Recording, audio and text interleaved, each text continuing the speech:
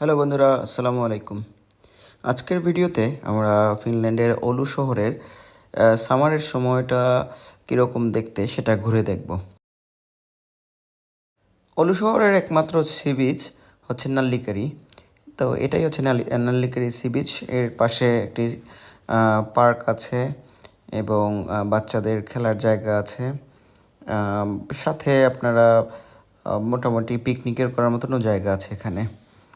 এটি মূলত বাচ্চাদের প্লেগ্রাউন্ড। বিভিন্ন বয়সী বাচ্চাদের এখানে খেলাধুলার ব্যবস্থা আছে। আমরা একটা গাড়ি ভাড়া করে ওলু শহরের মোটামুটি কিছু জায়গায় ঘুরেছি।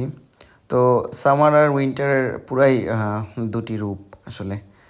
এই সামারে পুরো শহরটাই ফুলে ফুলে ভরে ওঠে, প্রাকৃতিকভাবে নানান ধরনের ফুল দেখা যায়।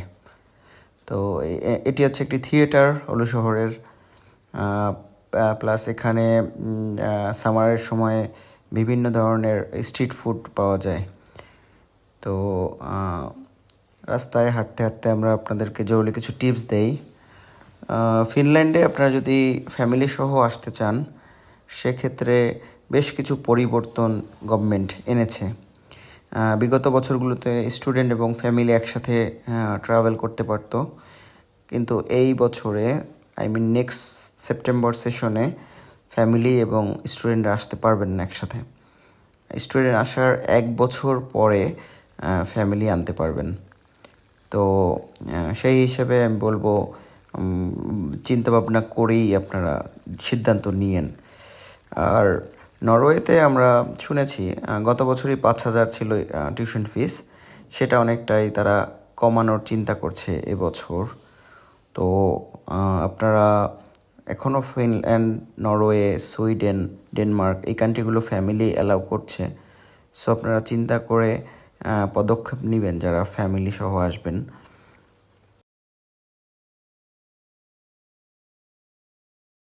এখানে আমাদের মুসলিম কমিউনিটির একটি জানাজা ছিল, তো গিয়েছিলাম এবং দেখে খুবই আশ্চর্য হলাম তারা কবরস্থানটাকে এত সুন্দর করে সাজিয়ে রেখেছে।